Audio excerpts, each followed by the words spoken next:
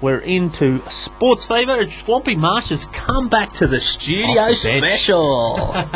Glad to be back, mate. It has been a little while, so apologies to leave you flying solo for a few weeks. That's all right, Swamp. Very we good to be back. We can do it. That's all right. Big Andre filled in for you 1 week, and the other couple of weeks you phoned it in. So from Barbados last week. Barbados, geez, you get around, Swamp. You're not bad. Getting his hand over there with Big Chris Gale. I know, Big Chris Gale, and it's all happening at the moment in sport. Now, we've got an action-packed show this morning. One of our biggest, I think. We've got plenty of guests to get through. Yeah, very, very big show. We're, of course, going to talk some Melbourne Cup. There's no bigger horse race than next Tuesday. It's the race that stops the nation. It is. So we're going to talk some Melbourne Cup. We've got local runner George Harrod. He's off to try and break a world record on Monday. Maybe not quite the race that'll stop the nation, but it might stop Caboolture George's race. So he's attempting to break a world record. And for those that know George, he's the ripe old age of 83. So doing very well. I was going to say young George, but probably we'll just go with George there, I think. Jacinta Messer, of course, from the Firebirds, one of our favourites on the show, has been picked up with the Firebirds for another year in 2013, so she'll be on to talk us all about her second season with the team there, and we'll wrap things up with a big chat on the Scott Prince deal, which, of course, happened with incredible speed yesterday, and what that'll mean not only for the Broncos, but probably going to have some repercussions down the line for the Dolphins as well. Yeah, have flown effect, no doubt. Back to, of course, Luke Capewell, who was, he was definitely maybe not first choice, but he was in that mix to play in the halves next year. But you'd say he's probably been knocked back a peg or two with the Prince signing, which before we talk to Warwick Nicholson, our NRL expert, after initial doubts, I'm pretty happy with the deal as a Broncos fan. I think one of the things the Broncos really missed at that end of the year when they had that slump was, an old head, an experienced head to guide them through, and I think that's what Princey offers, and I think it'll be good for Scotty Prince too. I think the biggest thing for him is starting to get a bit stale at the coast. He'd been there 6 years. They'd been through a fair bit of turmoil. He was the figurehead for that club. I think a lot of that weight on his shoulders. He comes to the Broncos with really nothing to prove. A lot of people have written him off. I can't see any bad thing. They haven't had to get rid of anyone this year. Anyone's still got their chance, Hook said. So, look, I can't see any negatives from my point of view, but Warwick might have a different take on it. And it was certainly very clear that he was not going to be playing with the Gold Coast next year. Things had almost become untenable there, and regardless where he was, it wasn't going to be in the Gold Coast. So, good to keep him in Queensland. I'm still a little bit sceptical myself, Matty. It looks like a short-term, I suppose, originally I saw it as a bit of a short-term grab at a title, but listening to Big Hook Griffin's press conference yesterday, he was adamant that it wasn't something that they asked for. They sort of came across the table and they gave it a chance and thought it could work. So it wasn't something that they went out to try and seek or look for problems. Sometimes these things end up in your lap and you've got to grab them. So it'd be interesting. It has happened previously before with Paul Green. They tried a similar experiment. He lobbed at the club, but that didn't really work. But look, Princey's a very talented footballer on his day. So we'll see how it pans out, and we'll talk to Woz more about that. But we'll play a song. We're back to talk some Melbourne Cup. 6 minutes, just gone 7 minutes past 8 here on 101.5. It's SportsFeva with Matthew and Peter Swampy Marsh. As promised, it's time now to talk some Melbourne Cup. It's less than a week away. It's the first Tuesday in November. Joining us on the line to talk all things Cup is Chris Nelson from the Best Bets. Good morning, Chris. Good morning, Matthew. Good morning, Peter. Mate, it's an exciting time for all our horse racing lovers at the moment. We're only days away from the race that stops the nation. There's still a lot of controversy over who will make the field. There's some well-placed horses that are outside the field at the moment. Some horses with not great form at the moment in that field. I think it creates a lot of the theatre, though. I think it makes for a great build-up, doesn't it? It does. Look, it's changed. The Melbourne Cup has changed face a lot over the last few years with all these international horses now coming out for the race. I mean, it's an international race now. It's not the old Melbourne Cup that we used to know where, you could come from somewhere up in northern New South Wales or western Queensland and bring a horse down and get away with it. It just doesn't happen anymore. It's a world-class race, and we get plenty of visitors from overseas. And look, there's a fair bit of controversy as to how they qualify, and do they get a bit of a leg up into the race, and some of the other horses from Australia actually don't get such a good ride into the race. So that'll probably go on for a long, long time. Yeah, there doesn't seem to be a right or wrong answer. Of course, one of the favourites for the race, Shawadi, is an international and can't get into the field. So I think that's been a good for a lot of people this year to show that, you know, even though they're internationals, they do still have to meet some criteria. Yeah, and the other one too that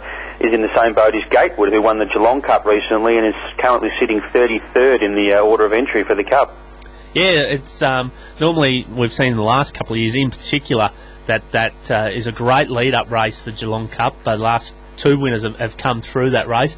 Didn't look as strong this year, and probably evidenced by the fact that Gatewood can't still get into that field. Yeah, it was a strange old race. I mean, the Geelong Cup's usually, Media Puzzle won the Geelong Cup, and plenty of Melbourne Cup winners have come through the Geelong Cup, and I think a lot of the internationals like to use it as a bit of a lead-up, but this year there was, 7 runners, I think, and in previous years you get full fields, and it was more like a weight-for-age race. They just basically jogged in front, and it was nothing like the Geelong Cup that we know, so yeah, Gatewood hasn't yet qualified, but Gatewood will go around Saturday in the Lexus, over 2,500 metres at Flemington. I was just looking at that field earlier on. There's 13 horses in the race, and all 13 sitting down the bottom of the order of entry to the Cup. So they all need to win the race to make the Cup. And that's of course, if they do win that is automatic qualifying. They are guaranteed a start. That's exactly right, and I think there's also the McKinnon Stakes. There's one horse going around in that, Back in Black, which has probably got no chance in the world of winning the McKinnon, but it'd have to win that to make the Cup as well. So yeah, there could still be a few fairy tales written on Saturday. Yes, it is exciting times. Now, the two favourites for the race are actually those, we've mentioned them, they're the last two Geelong Cup winners. They're also the last two Melbourne Cup winners, Americain and Dunedin. Yeah, they do look the class acts. They're at the top of the betting markets, as you mentioned.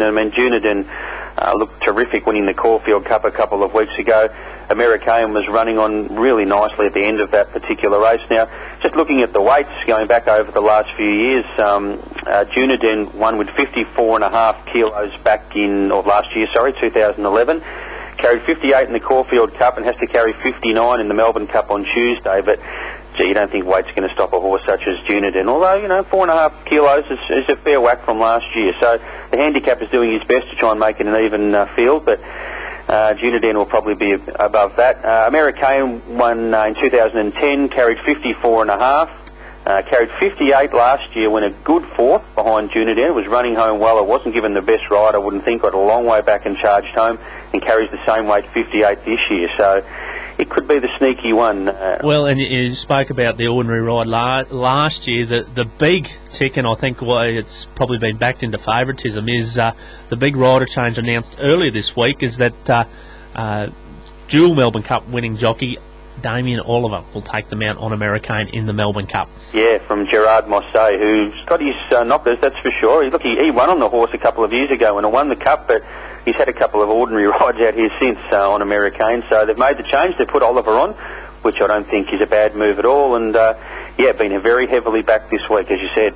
Now, the other internationals that are worth some watching, I think, is, of course, last year's runner-up, who lost by the barest possible margin, Red Cadeau, and by not winning that race, he's a lot better. Well, he has gone up in weight, but in comparison to Dunedin and Americain, he's better in at the weights than those two this year. He is. He carried 53.5 last year. He carries 55.5 this year. So he only rises 2 kilos, where the others are rising 4.5 and 3.5 kilos.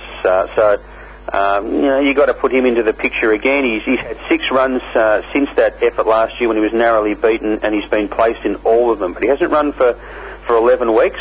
But that usually doesn't worry the international stayers. They sort of have that sort of program where they don't need 3 or 4 or 5 starts to get themselves fit. They seem to just be ready to go after, they can be off the scene for a couple of years, some of them. That's it. They're a different style of training to us, and it seems to work well. Now, the other international that is worth some watching is, of course, trained by the Irish wizard Dermot Well, winner of 2 Melbourne Cups, trained 2 Melbourne Cup winners and a couple of place getters as well. He's got Galileo's Choice, who has kind of flown under the radar somewhat, Chris. Yeah, certainly has. Anything that's got Dermot Well next to the training column has to definitely be given plenty of thought. Now, this horse has had, I'm just looking here, it's had a total of 16 starts for 8 wins, so you can't knock that.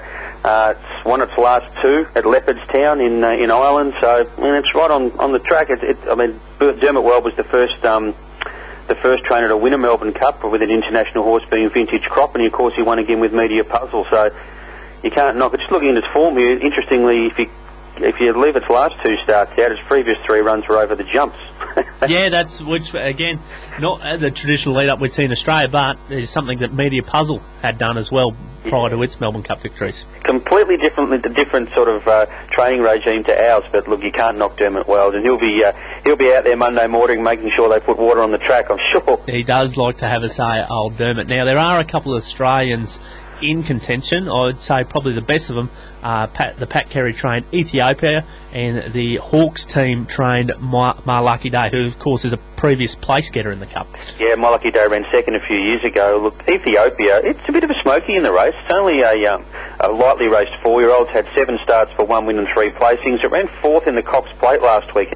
Surprisingly, it went forward. Now, this is a horse that generally always gets back and sits near the tail of the field. They went forward. It had the blinkers on last week, which might have just fired it up, and it bounded from the gates and led. I think it wasn't a bad effort at all. It was only beaten just over 4 lengths behind Ocean Park. And look, this horse will run the trip.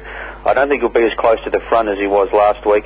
And look, he's got to be some chance. And My Lucky Day, as you mentioned, had lots of injuries. The Hawks camp have always said how good this horse is. My Lucky Day, if they could just get it 100%, it's probably capable of running a placing at least again in a Melbourne Cup. But I suppose that's the query, how sound it is. But look, its form of late has been pretty good.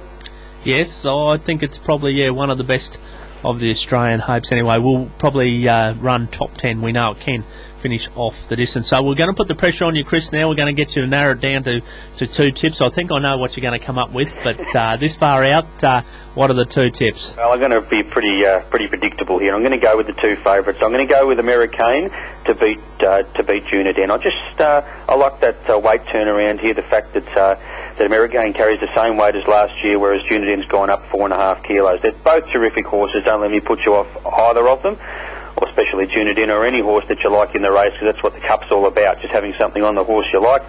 But from my point of view, I think they'll fight it out, and I'm going to lean towards Americane. Americane, very good. Now, Chris, we know you run a great trial service. Tell us a little bit about that before we let you go. Yeah, Queensland Trial Review, or queenslandtrials.com.au is the trial service I run for all the barrier trials in southeast Queensland. Jump onto the web, have a look. It's all set out there. There's a sample to have a look at. And we get plenty of winners out of the trials. Plenty of winners, as always. And you are in the Twitterverse. I think it's at QLD Trials. Yeah, at QLD Trials. I'm on Twitter there, and I'll enjoy Twitter. Get plenty of good information out of there. And if anyone ever wants to ask me a question, I'm more than happy to come back and answer it. Very good. Well, we might get you late mail on Tuesday. You might put up your final tip for all the Twitter followers out there. Certainly can do that. No problems at all. Sounds good. Thanks for your tips, Chris. No worries. Thanks. Cheers, Chris. Swampy, there you go. I've seen you writing down on your notepad all the tips there, mate. Scribbling down, and I'll tell you what, for those, another favourite of the show gave me his tips yesterday, Mr. Consearle, of course, president of Kilcoy Race Club, and he likes Americane for the win, followed up by Ethiopia, and Junadin in third is Big Con's tips. So, well, there you go, the doubling up, and I know our big Frenchman, Andre Grimaud, he'd be all over Junadin and Americane. He loves the French horses. He's mad for the French horses. Now, are your pockets full? I've declared, I said, get on Bossy, Caboolture Boy, Ocean Park. He's the biggest special since Joe Bond in the Peter East medal.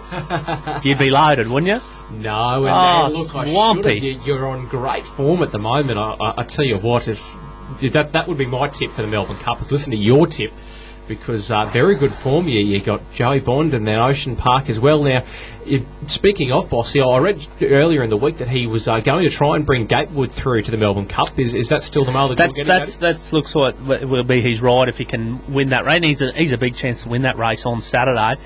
I just don't think that was their plan. It's probably one more run than they wanted to give him, but it's no use, being ready to go and not getting in the race. So, look, Bossy's pretty tricky. If Gatewood doesn't get in, I'm pretty sure he'll pick up something at the last minute. And he's in career best form, the Boss Man. So, and I know he's got a huge following in the area. So have a look out on Tuesday morning to see what the boss man is. I'm not sure who's on Tuesday morning, but we might try and get a quick chat with whoever's doing breakfast on Tuesday morning just to wrap up what Boss is on and Chris's final tip and a few other things like that. So at this stage, my tips are Red Cadeau and Galileo's Choice. They're my two at the moment. And just on Red Cadeau, is that just because of how close it got last year and just not carrying the weight that Uniden and yeah, look, it was so close last year. It was the barest possible. It was literally half a nose. It was, in days gone by, it would have been a dead heat with only modern technologies could split them.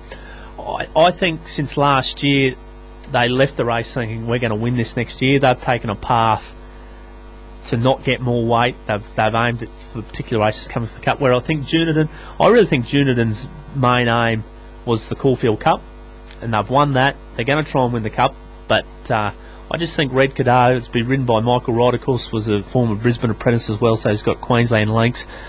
I just think they've set it for this race. They come so close last year. It's well in at the weights. It just ticks so many boxes for me. I think it'll be the one to beat. So looking forward to it.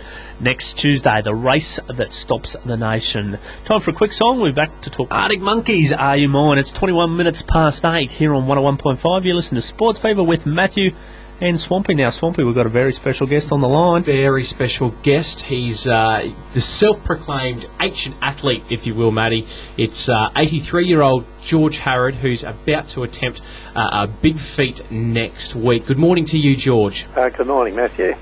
Yeah, George, we're very, very excited to have you on the show this morning. Tell us all about the record that you're going to be attempting at the Pan-Pacific Masters Games at the Gold Coast next week. Well, the four old blokes have got together and we're going to break the world record for the 80-plus 4x400 metre relay. Now, it's certainly not a strange event to you, George. You had a crew together earlier in the year down in Melbourne to try and break the record, and you went agonisingly close. Yes, unfortunately, as we were standing on the track, we noticed these heavy black clouds, and all of a sudden we copped hailstones. That the track down there was actually a blue colour, but after 5 minutes it was just white. And we had wind and a bit of rain, and it was freezing. Not like Queensland. And you still gave the record a very good shake, though, George. Only 0.6 of a second that you fell short of breaking that world record, despite those atrocious conditions. We did. We broke the Australian record by 70 seconds. Now, it's an all-star team that you've assembled from right around Australia. Talk us through the names, of course, aside from yourself, that'll be taking part.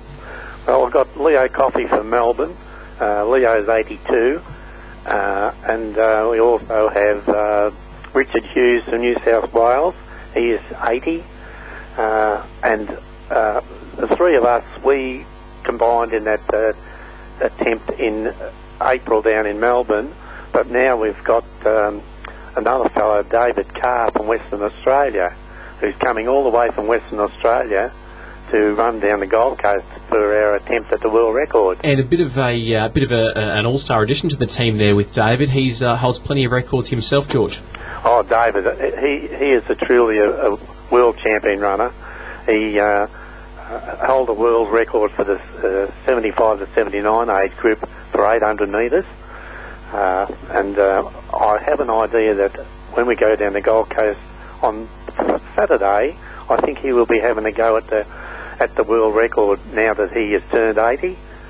So hopefully we'll have a double. Now, the record is held from way back in 1998 by a Japanese team, and I believe it's just the slightest of ticks over 6 minutes, George. How confident is the team of breaking the record? I believe it's Monday afternoon you'll be running. Well, we're confident of running at about 5.5. We think we can take at least 30 seconds off the world record.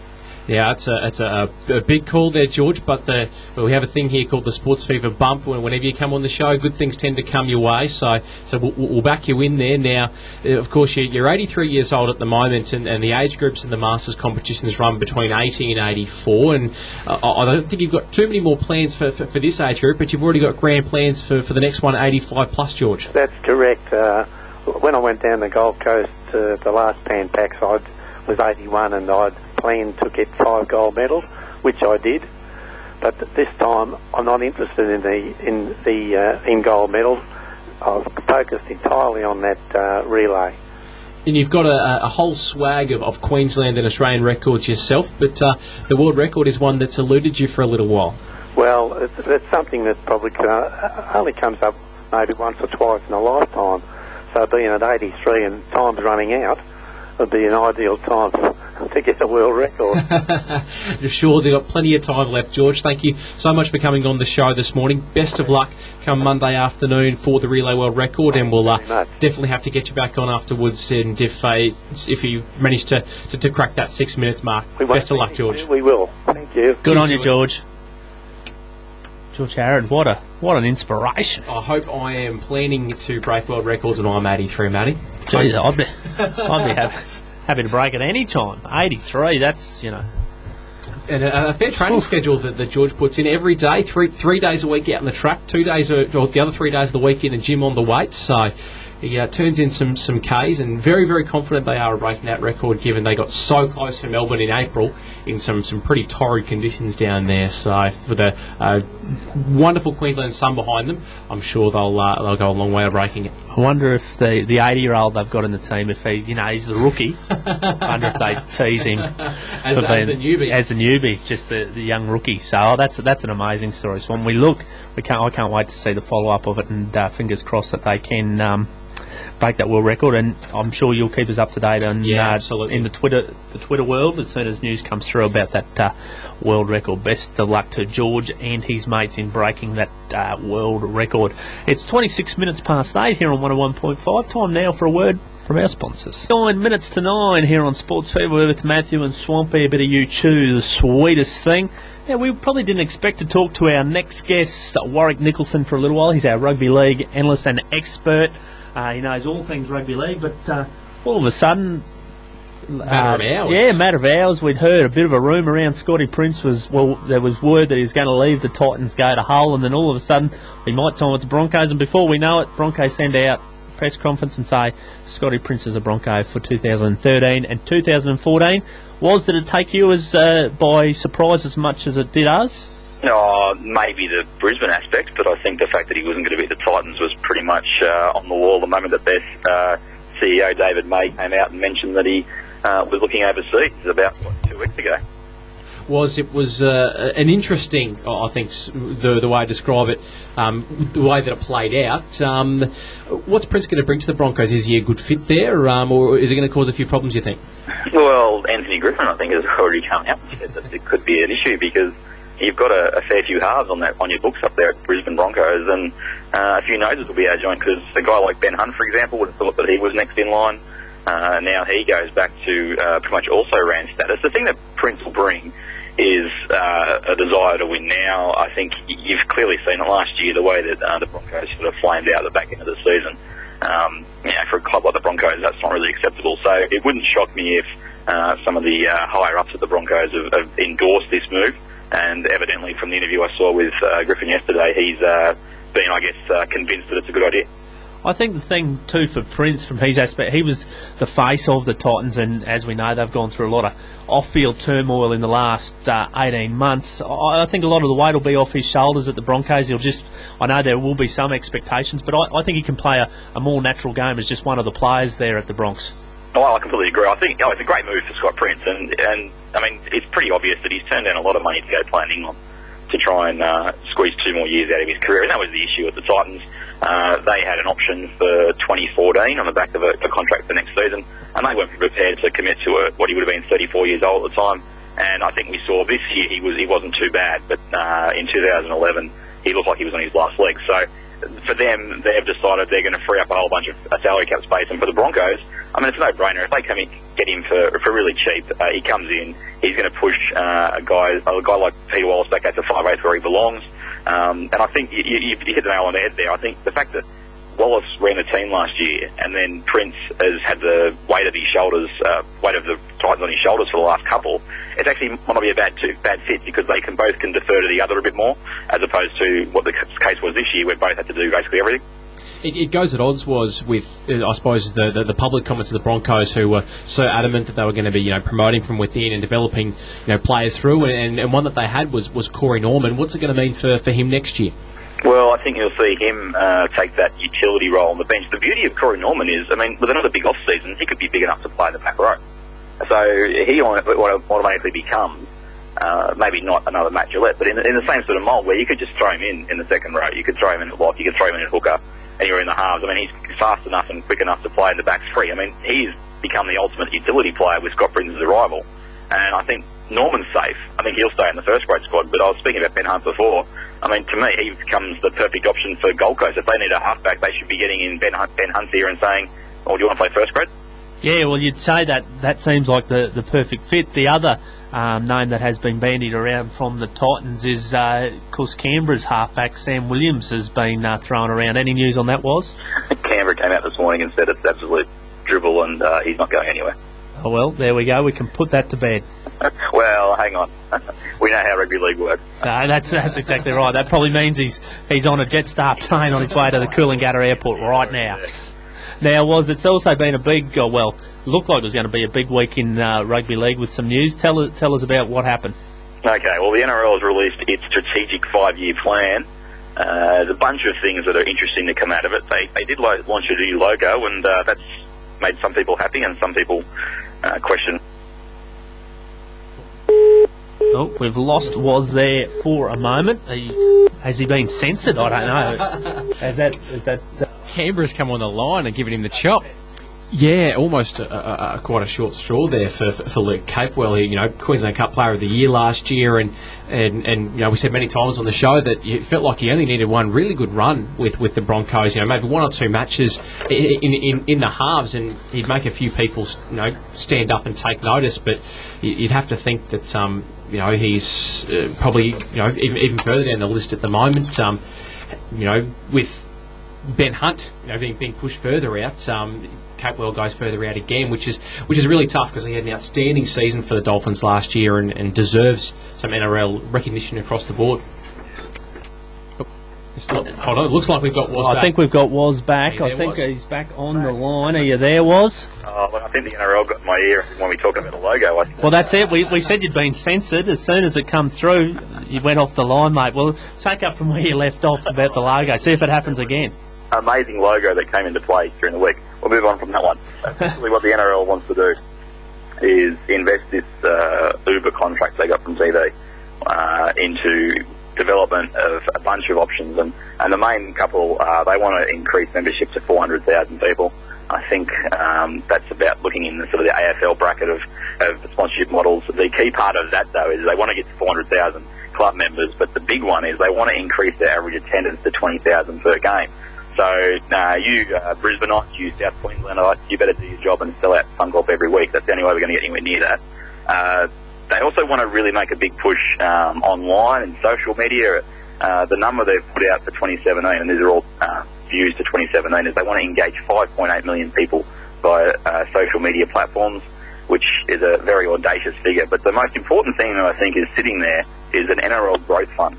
They're putting $200 million of their $1.something billion deal aside to basically invest in the game. Now, how they're going to do that is anyone's guess, but it's a good sign that they're going to say, okay, instead of spending all the money at once, they're going to put this money aside and put it towards other things. And one of the things that's come out in the last week is we're looking at more teams are deciding they're going to play some of their home games away from home. In Canberra this morning, apparently want to go to Perth. We've got Canberra and Manly going to China next year.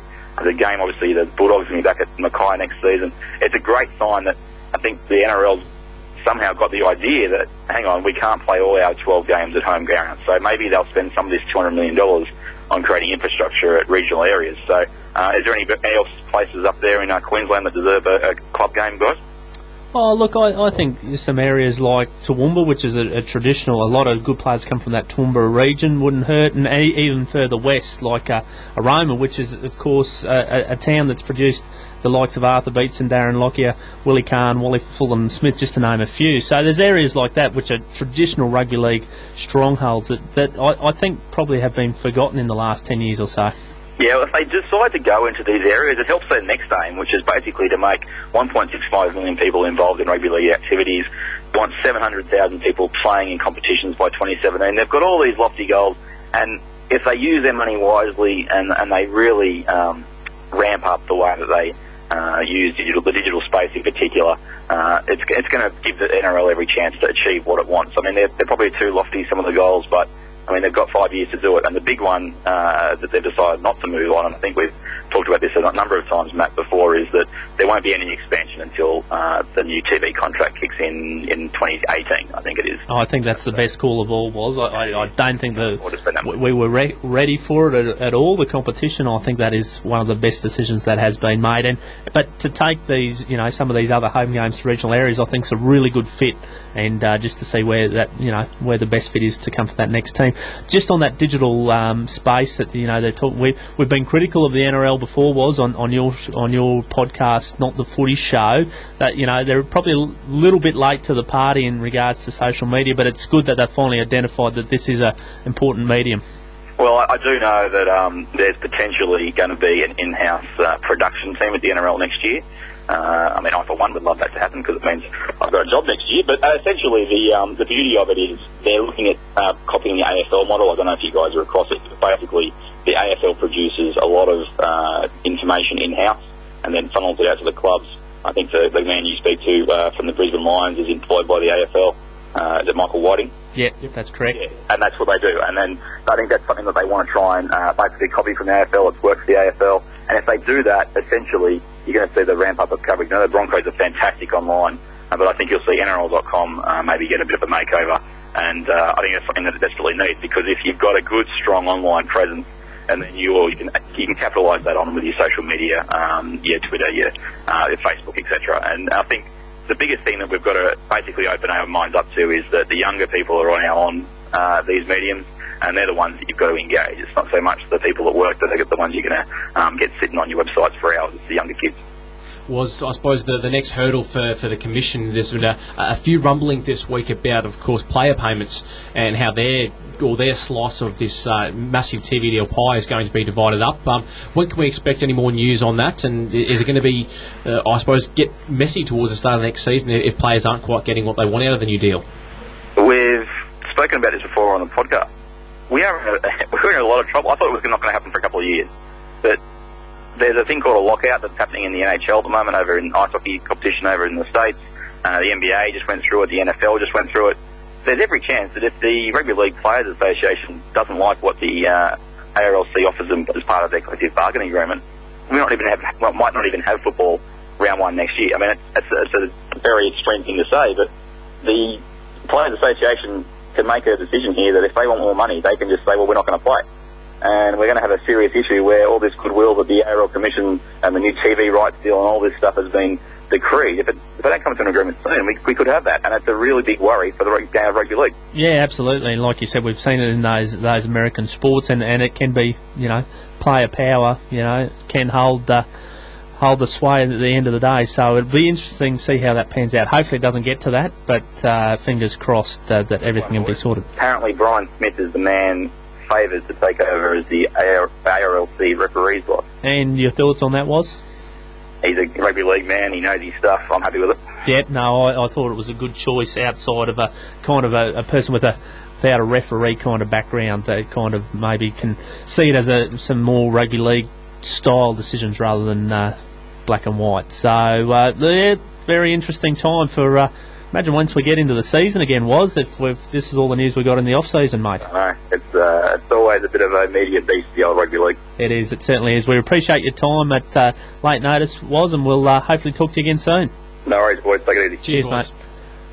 There you go, Swamp. Exciting times. Yeah, very big week. And just touching on the 5-year plan, a big component of that was, of course, funding and more support for grassroots clubs. So and on that grassroots, Swamp, but something that I think is disappointing. I think probably they could have done more, and look, maybe they will yet. But news through that the West Panthers that we've seen, a traditional club in Brisbane Rugby League, who'd had their tough times, had more or less folded. Tony Curry, a former a grade of the Panthers, had built them back up. They were playing in Colts, they were playing in Fogs in the reserve grade comp, had won a couple of reserve grade comps, had got to a couple of grand finals, it looks like they have folded again. This is where I think, the Commission needs to step in. This is, a traditional club in Brisbane. I know that we've propped up the Titans and a few of the other clubs. This is, would cost a tenth of the money to prop this club up and keep them going. They're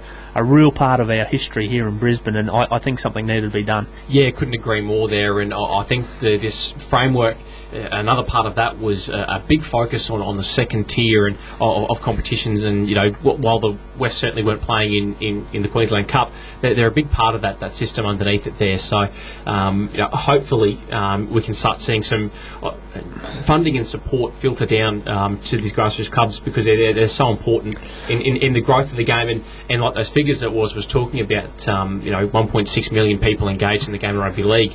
You're not going to get that just through the NRL. It's got to be through these grassroots clubs around these regions, and clubs like West need to be up there, especially ones that have such history behind them. Well, there's the real concern now with that Fogs Cup competition that Sunshine Coast have withdrawn.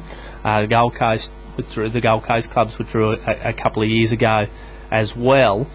It's looking very shaky now that you've only got probably Redcliffe, Wynnum, East and North, and Ipswich as well in that competition. So that's going to struggle to survive outside of this year, and that's going to have a huge impact on at the Queensland Cup. So the second tier is only as strong as the third tier. So we need to really look at that competition, because that's really important to, as that stepping stone up from either your second division in Brisbane Rugby League or your Sunshine Coast competition. I think you need that pathway, because I think the step from, say, Sunny Coast straight to Queensland Cup is a bit great at this stage. I think you need that stepping stone of that reserve grade competition. So hopefully that can be looked at. Yeah, agreed. And the other big thing in there that plenty of clubs will be happy to hear, and hopefully it's more than just words, is that there is a big commitment to supporting and helping volunteers, and they're the lifeblood of these local clubs. So hopefully they can get some more assistance and help producing wonderful rugby league out of the region. Yeah, that's what there's a lot of work to do, but there are some positive signs too, Swamp. So fingers crossed that everything can be done to keep this game that we love ticking along nicely. So looking good. Any news out of the Dolphins, Swamp? Anything floating around? I've not heard too much. I have been away on a couple of holidays. I don't know if there's too many signings confirmed as of yet. I have heard whispers, but like we said earlier, we'll have to wait till we get the official official word from Crusher Cleel on those ones. But a little bit of movement happening around. I hate doing this, but there's some big whispers around, so stay tuned. There's some big news coming out of the Dolphins, I'd say, in the next couple of weeks. So but I hate when people do that, and I've just done it. So apologies to everyone, but keep tuned to the Dolphins for some big announcements shortly. It's 13 minutes to 9 here on 101.5. You're listening to Sports Fever with Matthew and Peter Swampy Marsh. Time now to talk to one of our real favourites here at Sports Fever. We spoke to her a couple of times last year. It was an enormous year for her. She made her debut for the Queensland Firebirds. We're talking to our good friend Jacinta Messer. Good morning, Jacinta. Hi, how are you going? Yeah, we're very, very good now. It was a wonderful year for yourself last year, Jacinta, of course, making your Firebirds debut. Before we get to any news for next year, looking back on it, what was your first season like there with the Firebirds? Look, it was incredibly tough, and I think that it was always going to be that way, but it was amazing. I mean, you don't really hear about debutants coming in and ending up on the starting line. So while it was a shame we didn't probably achieve as highly as we might have liked to as a team, for me personally, it was the most incredible year.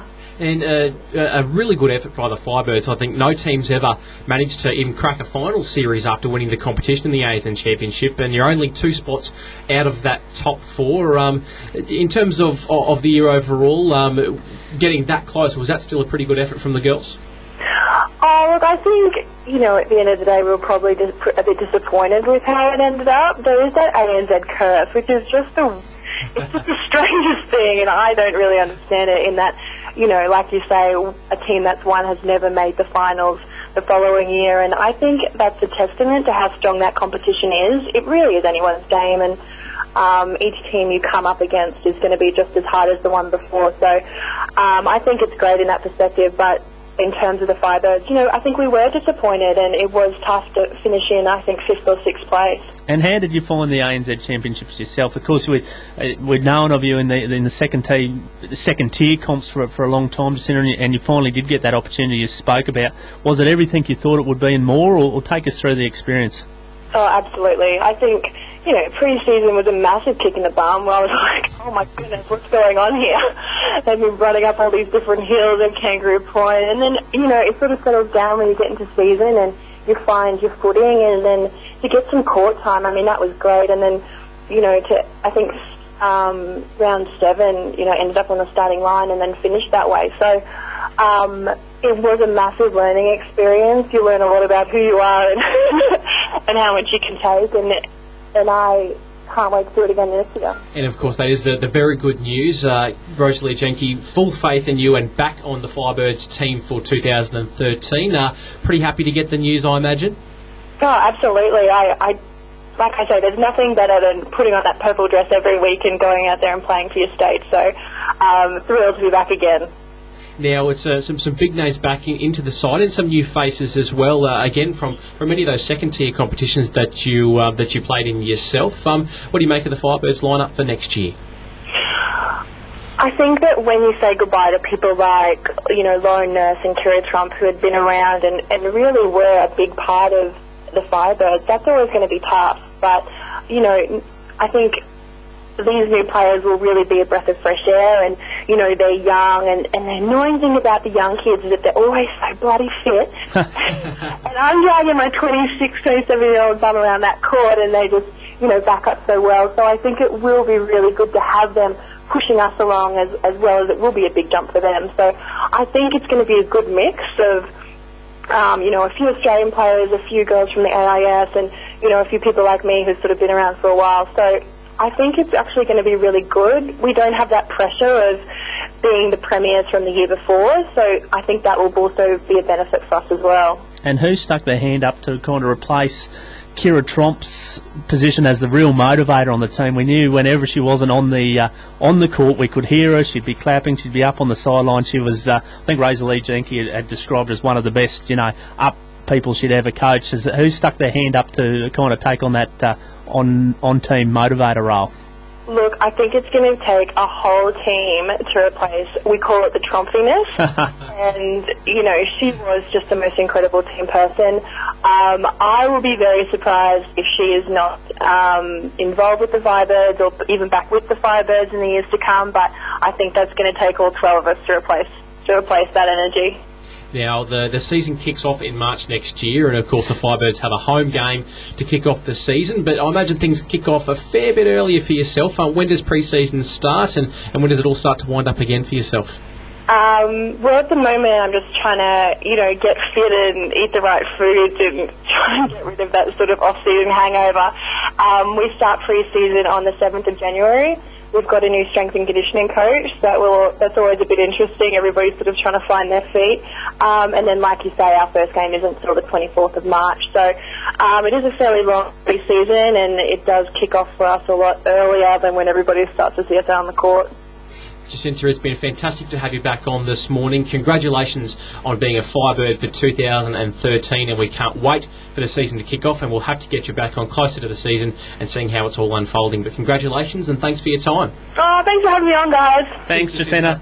Bye. Jacinta Messer. Hey, she's a favourite of the show. Yeah, wonderful stuff. Of course, grew up in the Redcliffe region, played a fair bit of netball in Brisbane, but definitely a Moreton Bay local. Parents still live on the peninsula, and wonderful to have a local link in that Firebirds team. And like Jacinta said, they're a real mix of young and older heads this year, and with that pressure not on them, might be able to do some special things in what is a really close competition. I think there was only the top 2 teams finished on equal competition points, and the next 2, which were the top 4, were equal competition points, only 2 points behind them. So a really tough, close competition, but it's anyone's game. Yeah, I know. I really love the ANZ Championship. It's a really good competition, and I'd encourage anyone to follow. Particularly Jacinta, it's been a great story and we always talk about pathways, and Jacinta is the best story for any young netballer listening out there. Just look, Jacinta Messer couldn't crack that top tier for a lot of years, and then was a star at that second tier for a long, long time, and then, like she said, she got into that Firebirds team. Looks like she, the position that she was behind Amy Steele and Laura Geitz there, both Australian players. Looked like she was just going to be, get a few minutes here and there. She virtually forced Amy Steele out of the Firebirds, and Amy Steele has left on good terms, but has gone back to Victorian team where she's from. But that's just the power of Jacinta Messer getting a shot and making the most of it. So. And some of those new faces, one in particular, Amelia Ann Wells, who, much like Jacinta, has been around and been a very good player at those top tier second tier competitions for a lot of years now, has finally got her shot. So there's pathways there for any of those netballers out there who want to play to do it as a career. There's the Firebirds are definitely looking at those competitions for the next generation of players. Absolutely. So no, that's very exciting, and well done to Jacinta. Like we said, a favourite of our show. We better get our Christmas cards ready for all our favourites, Swamp. We've got a lot of favourites here at SportsFeva. We do. We're going to have to get a pile in the corner of the studio. That's it, and you're going to have to write them all because my handwriting's atrocious. So that's your job, Swamp. Put that on the list of things to do, okay? Well, my notebook's open in front of you. You can see my handwriting right there. You're laughing. I'm quite serious here, and you're giggling away. I think I'm joking. This is quite serious. I want them done by 1st of December, Swamp. That's the deadline, okay? I'll put it in the book. Right, yeah. Well, the time is closing. Geez, I'll put you through we've had 4 guests. We normally only have 3. I'll put you through the pressure on your comeback show. A lot of pressure, and very quickly, Matty. I mean, in local sport, we of course had Jason Boris back on the show a couple of weeks ago. A bit of a tough start for the Caboolture Snakes. They could be calling up the slow tweakers of M. Duncan to help them take a few wickets. I'm there if you need me, boys. I'm there if you need me. 2 first-up losses for the defending premiers in the 2-day competition. I think I said last week that they put on, I was sitting at about 8 for 280 odd, and it was going to take a big effort to roll them, and Gympie came out and put on 320, 330 I think, and really just snatched the game away and ended up winning the game on first innings points. So a little bit of first up struggles for the defending premiers there. They'll take on Glasshouse this weekend. 2-day game, but it'll actually only be played over the 1 weekend as opposed to the 2 weekends that we normally see. So action on both Saturday and Sunday at Glasshouse. A lot of rivalry there, local rivalry. Yeah, a lot of local rivalry. And look, the Snakes will be very, very keen to put a win on the board. They're sitting bottom of the table at the moment with only about 8 odd points. So they really need to get out there and put a bit of a statement win on. Really odd is that they've batted reasonably well. They've had some tough times, but they've got through them. But teams really standing up when they're playing Caboolture and just playing outstanding cricket. Good news, Clayton Simpson picked up his first century since he got back last week. I think he was on 90 odd not out. We last spoke last week, but he kicked on and actually carried his bat through the entire Caboolture innings, which is a wonderful great batsman. Yeah. So hopefully the Snakes can pull a win over Glasshouse this weekend. You would have thought, if anything, early in the season it would have been the batting that would let the Snakes down. But and I don't think they bowled badly. I just think, like you said, the other teams have really got their eye in and made the most of their opportunities. And that comes with being, one of the strongest sides on the Sunshine Coast, and Caboolture has built up and wants that reputation. They want to be known as the best, and when you do that, teams are more than happy to knock you off your perch. It can go 2 ways, can't it? You either intimidate teams, or they either think, no, this is a team we want to be the best. You've got to beat the best, and that's I think what they've copped the last couple of weeks. And look, that bowling attack's got plenty of experience and plenty of firepower to really stand up, when their chips are down. So hopefully they can get in this week against Glasshouse and get some good things started for the Snakes. This will be the last 2-day game before we go into a few 1-day games where they are also, of course, the defending premiers in that grade as well. Looking forward to that. Any other local news, Spom? Pretty big weekend down the Gold Coast, of course, with George Harrod, and I'm sure there's many athletes we haven't touched on in terms of the Pan Pacific Masters. So best of luck to any local athletes heading down the Gold Coast for the next couple of days to take part in that. And the Narangba Demons back at home this week. Hopefully can add to their tally of 2 wins. They got a bit of a dust up last week. Tough times, but like when we had Brad on earlier in the year, he said it was going to be a few tough times while some young players found their feet. But hopefully back at Harris Avenue, of course, for the Friday night and Sunday games that we see in the Major League Baseball, they can take a little bit of that spirit that they found to get their first 2 wins of the season and get some more there. So that'll be Friday night from about 7:30 and Sunday from about 1:30 down at Narangba. There's very good, and good luck to them. Now, there's only a couple of seconds left to go in the show, and this is why I've left it right to this. The NBA season started. Your Heat won, Lakers lost, but we're running out of time. We can't talk about it much. One big trade that happened just before the start of the season, James Harden, huge, off to the Houston Rockets with Jeremy Lin. That makes for a very exciting backcourt for the Rockets. Yeah, very exciting. And look, I think he didn't want to be the or they were paying him six-man money, and he didn't quite want that. So big trade there, and will be almost the Western Conference to the Lakers from that trade. Yep, no, exciting times, and Lakers doing battle again today. Let's hope we can kick off the season in style. Thanks to all our guests. Thanks to you, Swampy. We'll be back next week.